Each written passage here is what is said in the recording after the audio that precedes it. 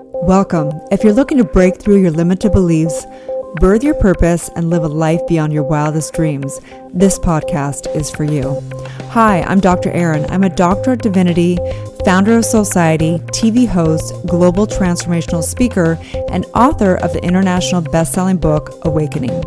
Society is the #1 spiritual coaching community committed to empowerment, entrepreneurship, and enlightenment. We truly believe that you have a gift and message to bring to the world. Each week, I will bring you interviews with thought leaders, helping you with tips on how to master your mindset and skill set so you can have success in your personal and professional life. Next, you'll find spiritual coaching on how to reprogram your subconscious mind, release your trauma and limited beliefs, and birth your purpose so you can live your truth. Next is business coaching, where you'll learn how to launch your business online. And my favorite, call-ins, where I'll coach live one-on-one. One favor before we begin. If you get value from this podcast, please subscribe, write a review, and tell a friend. It's important to support people and communities that you feel are doing good in the world. Reviews really matter. Also, let's be friends on social media. You can find me at drerin.tv. That's DRERIN.tv. I hope you enjoy today's episode, and may you live your truth. Live from Los Angeles, today's podcast is called Universal Law of Correspondence. Yes, we are on the 52 series of Universal Law, and this is a privilege and a delight to be teaching this grand work that has impacted my life and so many lives. I really truly believe that if we understood how the subconscious mind is one with the subjective universal mind and how it all responds into one grand symphony, we would really understand everything going on this planet. So today is the law of correspondence, which basically means that life is like a boomerang, right? It's like life is the ultimate mirror. I will never, ever, ever forget years and years back, I met a mentor of mine, and he said, life has to reflect back exactly with perfection. And it changed my life forever. So the law of correspondence states that life is the ultimate mirror of consciousness. This is the concurrence of the creative process, the spiritual realm through the mental realm to the physical realm reflected back into consciousness. Your beliefs set this law into motion, creating the feeling, emotions, and circumstances of your life. Your ability to manifest and demonstrate are in direct correlation to your ability to provide a mental equivalent within your mind and soul. For every belief, there is an indistinguishable comparable in the physical form. The outer world is a reflection of the inner world, as within, so without. So let's break this on down. Okay, life is the ultimate mirror of consciousness. Well, yes, I know we talk about this a lot. It's something that comes up if we ever say that in a crowd. If I was talking about with my girlfriends about this, the #1 thing that comes up for most people is they go, this doesn't make any sense. How does a little baby that's born to the crack addict mom choose this in consciousness? Okay, well, first of all, we have to understand what consciousness is. The concept that we are just some divided consciousness on this planet is the #1 lie, right? So we have to understand that that little baby that is born to a crack addict mother, their consciousness is also the collective consciousness and the cosmic consciousness, right? They are the one, they're spirit, they are all of it. They created the entire universe. So this little baby is having the outpicturing of the sum, basically cause and effect of what we've created on this planet and in this universe. So is it good? Is it bad? That's all relative. It's a perspective, right? But it is a correspondence for sure. This is the mirror. And even the heroin addict on the street is the mirror of what we've created in consciousness. War is the reflection of what we've created in consciousness. So is beautiful art. So is lovemaking. So is beautiful, fresh food. It is all coming from this one thing, and it is the ultimate mirror. Okay? But we want to get down to like kind of what matters to us, right? Like the heart of the matter of what's going on right here. Lots of people, they're like, oh, whatever, I can't deal with the crack addict baby. I can't deal with the heroin addict street. I have problems. Like I'm sad and I have my own issues and I'm confused and I'm frustrated, right? Like majority of people, they can't even get out of their little box because they're so overwhelmed. They can't deal with a bigger issue in life, okay?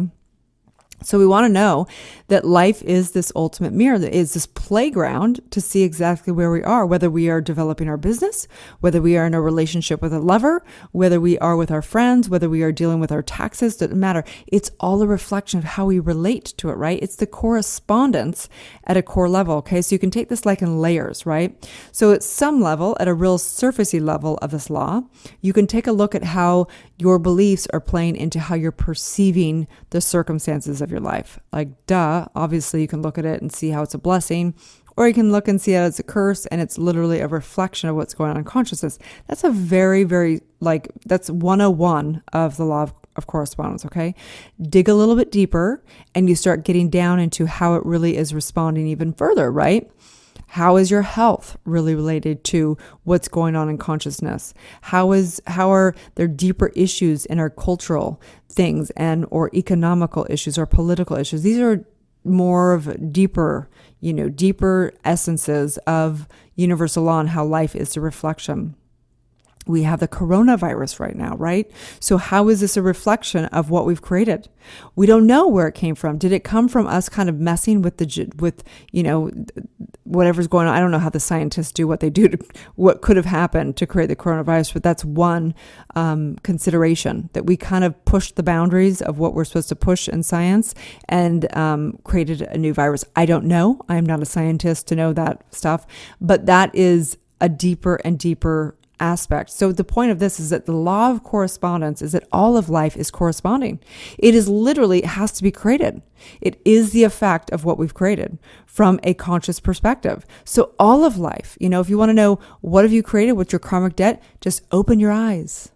Open your eyes and look around and look at everything going on from just your personal life to your, community life, to your cultural life, to global life. This is the mirror. This is the mirror of what we've created. And everyone's responsible. Everyone's responsible. We can't point the finger and point the finger and point the finger, because at some level, the one consciousness created all of it. And you are that. You are the person that you think is the evil person. You are the angel that you see also. You are all of it. And so in this law of correspondence, the point is that you understand that your mind is powerful. Your mind is the greatest power ever. And you get to decide, you get to create something new that you want. If you want to see change in the world, you get to be that. If you want to have more love in the world, you get to create that. If you think something should be better in our political system, go create it. There's no point in pointing the fingers. That today, right here, right now, that life is the ultimate mirror of consciousness. And your consciousness, you get to say. You get to say what you want to create for yourself.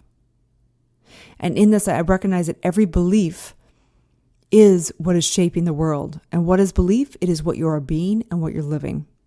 And so in this, I recognize right here, right now, that the only way we ever get to have the mirror of life switch or change is literally looking in the mirror and staring at ourselves and asking, who do I need to be?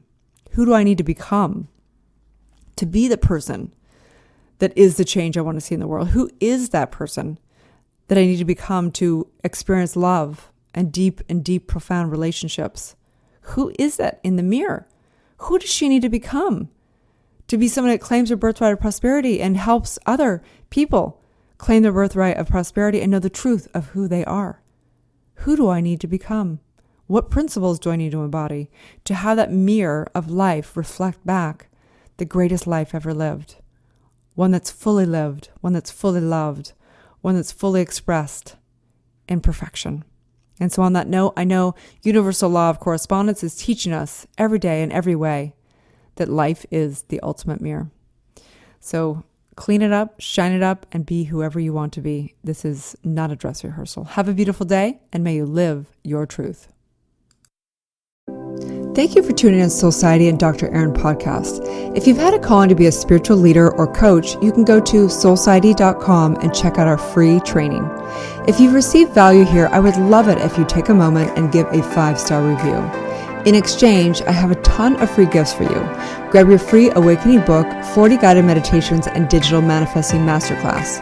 I also have a free money meditation and worksheet for you so you can begin to break through your scarcity mindset and claim your birthright of prosperity. You can get all of your gifts and learn about our upcoming transformational events in my bio link in both Instagram and Facebook. That's under draaron.tv, which is DRERIN.tv. Also, I'd love to invite you into our free private community on Facebook under groups called Soulciety. That is facebook.com/groups/Soulciety. That's SOULCIETE. Have a divine day and may you live your truth.